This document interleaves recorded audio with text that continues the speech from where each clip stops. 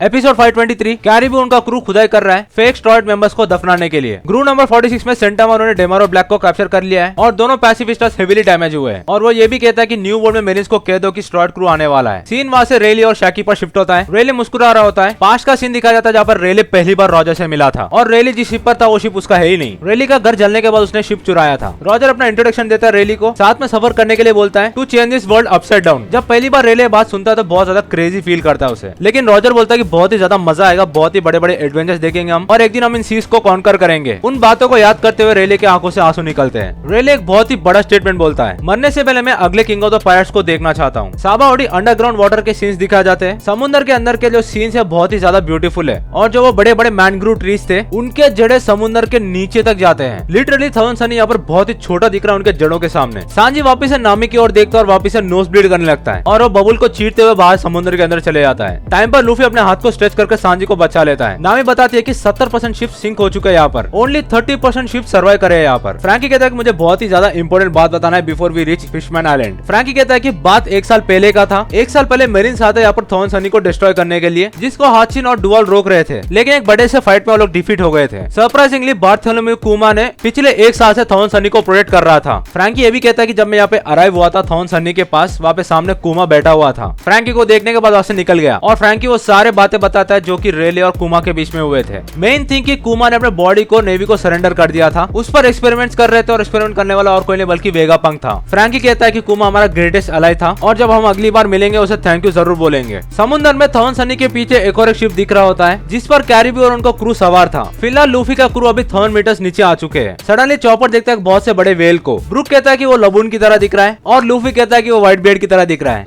Are you comedy me? Usopp कुछ research करना चाहता है अंडर वाटर में। अपने बाइनोकुलर से इधर उधर देखता है। सडनली उसॉप का ध्यान जाता है कैरिबू के शिप पर। उसॉप सभी क्रू मेंबर्स को सतर्क करता है और अचानक से कैरिबू का शिप आकर थाउजेंड सनी पर अटैक करता है। Episode ends. सब्सक्राइब। भाई ने बोला करने का तो करने का।